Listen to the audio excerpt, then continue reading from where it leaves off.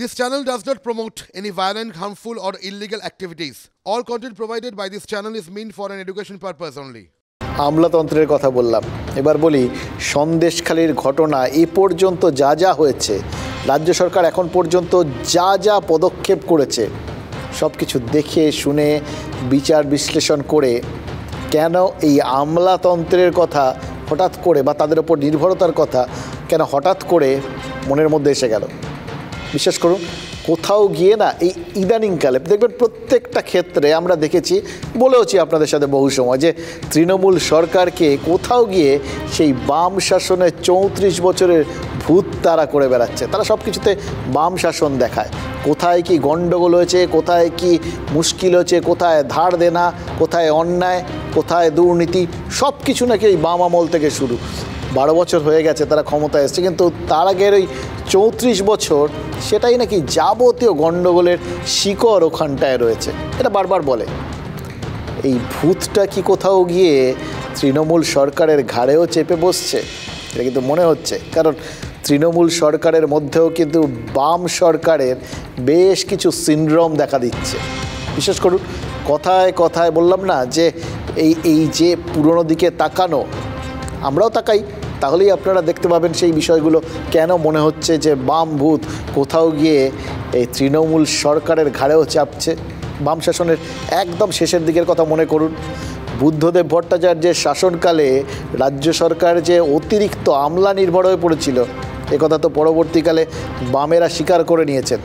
আমলাতন্ত্রের ওপর অতিরিক্ত নির্ভরশীলতাই যে তাদের ডুবিয়েছিল সেই সময়, একথাও বামেরা এখন গোপন করেনি। সেই আমলাতন্ত্রের ওপর অতিরিক্ত নির্ভরশীল হয়ে পড়াটা সেটা কি এবারও এখনও চোখে পড়ছে? তার কারণ যারা এই প্রশাসনিক স্তরে থাকেন না, তারা একটা কথা বলেন, জানেন, তারা বলেন আমলাদের মধ্যে 3 ধরনের আমলা থাকে। এক ধরনের আমলা হচ্ছেন যারা দেখনদারির ওপরেই নির্ভর করে থাকেন, পুরোটা ফাঁকা, কিন্তু বিরাট বিরাট এইটা হয়ে গেছে, সেটা হচ্ছে কোথাও কোনো প্রবলেম নেই, এই সামলে দিচ্ছি, ওই সামলে দিচ্ছি, আমরা বলছি, আমরা করছি, একটা বিরাট একটা হ্যালো তৈরি করে রাখেন, নিজেদের চারপাশে আলোর একটা বলয় তৈরি করে রাখেন। এরা বিভিন্ন সময় কিন্তু ভুলভাল বুঝিয়েও নিজেদের সেল করেন ভালো। এটা নিজেকে সেল করাটা কর্পোরেট জগতে খুব বড় একটা জিনিস, কিন্তু এই আমলাদের মধ্যেও কিন্তু এক দলের মধ্যে তারা নিজেদের উন্নতির রাস্তা শুধু দেখনদারির ওপর দিয়ে করে নিতে পারে। আরেক দল আছেন যাদের হয়তো যোগ্যতা আছে, কিন্তু যোগ্যতাকে কাজে লাগিয়ে সরকারের জন্য পরিশ্রম করার থেকে তারা নিজেদের আখের গোছানোর দিকে বেশি উৎসাহী থাকেন। আর এর বাইরে তৃতীয় আরেক শ্রেণী থাকেন যারা ভালো আমলা, তারা এই প্রথম 2 দলের উৎপাতেই বলুন বা চাপেই বলুন খানিকটা চুপচাপ চেপে বসে থাকেন। এটা গ্যালারিতে বসে খেলা দেখার মতো মজা নেন আর কি। এই তুলনায় নিষ্ক্রিয় হয়ে এই যে মজা দেখা, এটার মধ্যেও কিন্তু একটা বিপদের বীজ লুকিয়ে থাকে। এই যে প্রথম 2 শ্রেণীর, কারণ এদের ওপরেই কিন্তু নির্ভর করে বা এদের ওপরেই কোথাও গিয়ে দায়িত্ব থাকে এই কথাটা বলার যে রাজা তোর কাপড় কোথায়। রাজা তোর কাপড় কোথায় এর মানে হচ্ছে রাজাকে সঠিক পরিস্থিতিটা বলা বা দেখানো, কোথায় গণ্ডগোল হচ্ছে, এখানে কি করা উচিত। কিন্তু ওই যে প্রথম 2 দল, তারা সব সময় দেখাতে চান সব ঠিক, কোথাও কিছু গণ্ডগোল নেই, একদম স্মুথ যাচ্ছে। হয়তো তারা প্রকল্পের উদ্বোধন করবেন বা একটা প্রকল্প করবেন বলে মুখ্যমন্ত্রী ঠিক করেছেন, তিনি নিশ্চিতভাবেই সেটা প্রয়োজনীয়তা বুঝে কেন করছেন, ওখানে দরকার আছে, এই সমস্ত ভেবে সেই প্রকল্পের কথা বাস্তবায়িত করার কথা ভেবেছেন।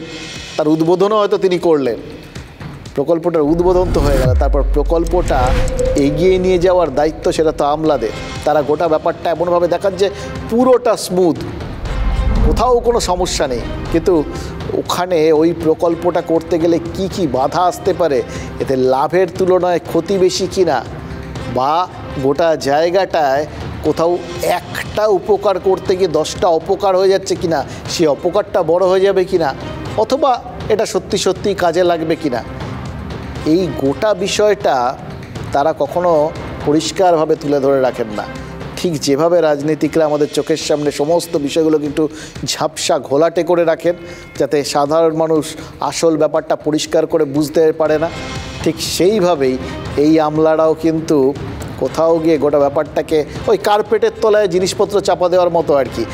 দেখবেন বাইরের থেকে মনে হবে পুরো স্মুথ, তলায় যে কত উঁচু নিচু ফুটি ফাটা আছে সেটা দেখা যাচ্ছে না। এর ফলে যেটা হয়, কোথায় যে গাড্ডাটা ওই কার্পেটের তলায় চাপা পড়ে রয়েছে এবং সেখানে ওপর থেকে পা পড়লে পা যে কতটা ঢুকে যাবে, মচকাবে না ভাঙবে, সেটা আঙুল দিয়ে দেখাচ্ছে সন্দেশখালী।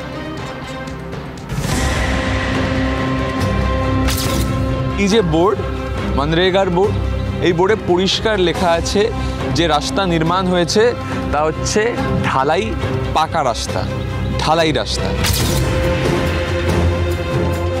বোর্ডের কাজ হয়ে গিয়েছে, দীর্ঘদিন হয়ে গেল, রাস্তা তৈরি হয়ে গিয়েছে, একবার নয় একাধিকবার রাস্তা তৈরি হয়েছে, কিন্তু এই হচ্ছে ঢালাই রাস্তার নমুনা। সামান্য ইট বসানো এবং ইটের মাঝখানে কোনো মতে মাটি আটকে দেওয়া হয়েছে।